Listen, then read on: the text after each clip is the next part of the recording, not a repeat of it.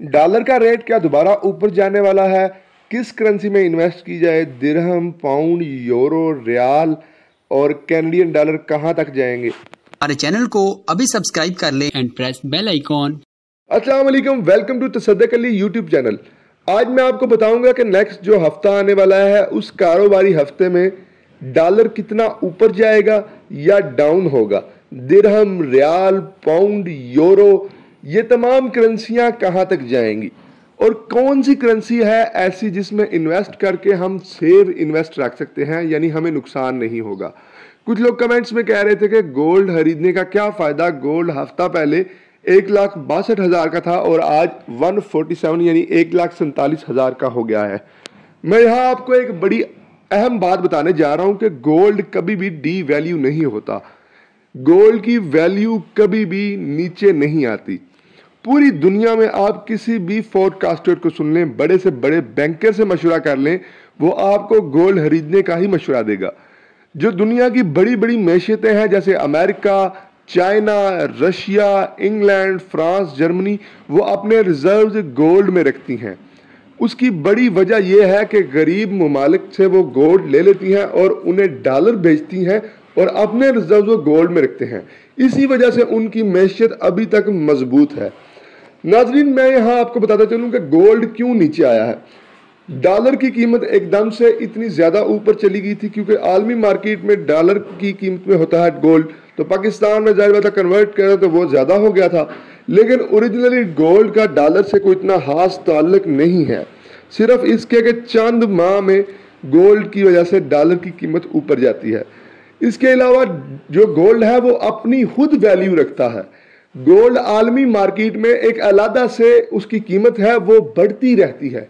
Gold की कीमत कभी भी कम नहीं हुई। मैं आपको मिसाल देता हूं, आप 2013 में जाके देखें, गोल्ड था 45,000 का। 2017 में देखें, गोल्ड था 75,000 का। आज देखें, गोल्ड है 1.5 लाख रुपए तोला। तो ये देखें कि गोल्ड अगर आप खरीदते हैं तो ये नहीं कि आप रातों रात अमीर हो जाएंगे। कुछ लोग समझते हैं कि रातों रात अमीर होना चाहिए, 10 दिन के लिए डॉलर खरीदे और 10 दिन बाद भेज देंगे जी, बड़े पैसे आ जाएंगे। ये कोई तरीका नहीं है। ये अपनी मुल्क की मैशियत को भी नुकसान पहुंचाते हैं। आप बैंकों में ना रख के डॉलर घर ले आते हैं खरीद के और खुद का भी नुकसान करते हैं। गोल्ड खरीदे ठोस में, बिस्किट्स में 24 कैरेट, ठीक है, और वो किसी मल्टीनेशनल ब्रांड से लें ताकि आपको असली वाला गोल्ड दिया जाए, ओरिजिनल 24 कैरेट। अच्छा, अब आते हैं डॉलर की तरफ। तो जनाब, डॉलर के बारे में मुमकिन बात करूंगा क्योंकि मेरी कोई बात भी कुरान और हदीस नहीं है अल्लाह माफी दे के वो सच्ची होगी, माज़अल्लाह, ये नहीं है, गलत भी हो सकती है। लेकिन मेरी ज़्यादातर पेशन गोइयाँ सच साबित हुई हैं क्योंकि मैं एक्सपर्ट्स की राय और तहकीकात से अथेंटिक बात आपको बताता हूँ। अगला जो हफ्ता है, कारोबारी हफ्ते के आगाज पे पाकिस्तान के रिजर्व्स मजीद कम हो गए हैं ज़र मुबादला के। अगर IMF अगले हफ्ते में ऐलान नहीं करता तारीख का कि पाकिस्तान को कब लोन दिया जाएगा या कोई और मुस्बत इशारा नहीं देता, तो गोल्ड 226 से 228 यानी 228 तक जा सकता है। गोल्ड नहीं, सॉरी, डॉलर, गोल्ड कह गया हूँ मैं। तो डॉलर जो है वो 228 तक जा सकता है। इसी तरह दिरहम, बाकी को जो होती हैं करेंसियाँ वो भी ज़्यादा होंगी। तो साथ ही साथ मैं आपको बताते रहूँ कि अगर IMF ने मजीद मुस्बत इशारे दे दिए और पाकिस्तान के, क्योंकि आर्मी चीफ साहब भी UAE और सऊदी अरबिया को कॉल किया उन्होंने IMF पे दबाव डालने के लिए, तो अगर उन्होंने मुस्बत इशारे दे दिए और उन्होंने अगली कॉन्फ्रेंस में पाकिस्तान का जो लोन है उसकी पहली किस्त मंजूर करने की मंजूरी दे दी, तो गोल्ड 215 पे आके स्टेबल होने के भी चांसेस मौजूद हैं। लेकिन यहाँ पे तमाम बातें मुमकिन है क्योंकि इस वक्त जो मार्केट है वो बहुत ज़्यादा कंफ्यूज थी।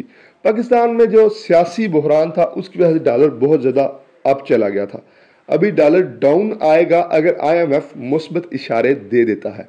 अगर IMF मुस्बत इशारे नहीं देता और पाकिस्तान इसी तरह हर मुल्क के तरले मिन्नतें करता रहेगा कि हमें लोन लेके दिया जाए, जो कि एक IMF की पॉलिसी है, जो गरीब मुल्क होते हैं उन्हें ज़्यादा से ज़्यादा फोर्स किया जाता है कि वो उनकी बात माने, इसलिए डिले किया जाता है उनके लोन को। उन्होंने देना ही देना है। ज़ाहिर बात, हम बैंक करप्टी होंगे तो हम उनका लोन वापस करने के लिए के काबिल नहीं होंगे, तो उन्होंने अपना लोन जो पिछला है वो वापस लेना है और नया लोन दे के हमें मज़ीद दबाव में लाना है।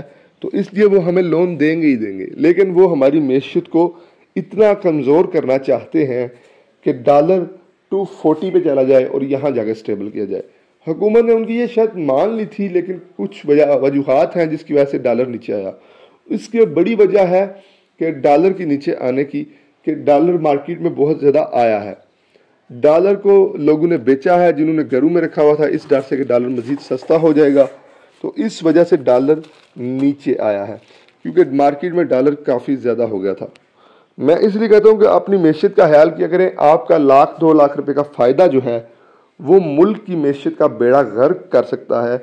डॉलर ना खरीदा करें, गोल्ड में इन्वेस्ट करें, अपने घर में रखें, बैंक्स में रखें। गोल्ड महफूज तरीन सरमायाकारी है। 2023 में गोल्ड 180 प्लस 1,80,000 से ज़्यादा फी तोला बिकेगा।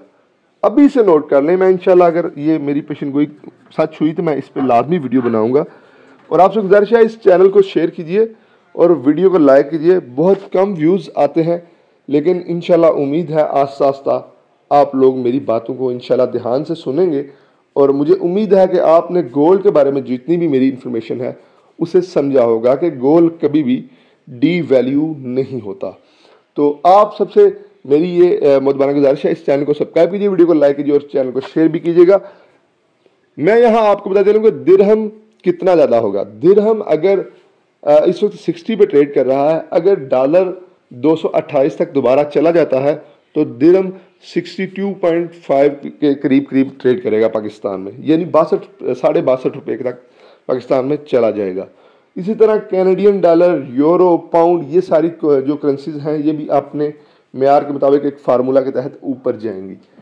करेंसीज हमेशा डी वैल्यू होती रहती हैं। आज से 2 साल पहले आप देखें तो यूरो 140 पे था और डॉलर 108 पे था, लेकिन साथ ही साथ डॉलर की कीमत और यूरो की कीमत में तकरीबन 20 रुपये का फ़र्क होता था। अभी आप देखें यूरो और डॉलर की कीमत में सिर्फ 2 रुपये का फ़र्क है। नेक्स्ट जो आने वाले साल है यूरो मज़ीद डी वैल्यू होगा, क्योंकि यूक्रेन कॉन्फ्लिक्ट चल रहा है और कोरोना क्राइसिस की वजह से यूरोप को बहुत ज़्यादा मुतासर हुआ है यूरोप। तो इस वजह से जो ग्लोबल क्राइसिस आए हैं उसने यूरोप पे बहुत ज़्यादा असरात बिठाए हैं। और जो अमेरिका है उन्होंने 40% ज़्यादा डॉलर छाप कर पूरी दुनिया को 40% से ज़्यादा गरीब किया है। तो ये सरमायादाराना निज़ाम की घटियापन है। लेकिन यूरो के नीचे आने से आपको पता चल रहा होगा कि यूरो अगर डी वैल्यू हो सकता है तो कोई भी करेंसी आराम से डी वैल्यू हो सकती है। इसलिए करेंसी में इन्वेस्ट करने की बजाय आप प्रॉपर्टी में इन्वेस्ट करें, हलाल कारोबार करें, या फिर आप किसी भी ऐसी दात में इन्वेस्ट करें। चांदी ले लें, गोल्ड ले लें, गोल्ड सबसे बेहतर है। आपसे गुजारिश है हमारा चैनल सब्सक्राइब कीजिए, वीडियो को लाइक कीजिए। वीडियो पूरी देखने की शुक्रिया।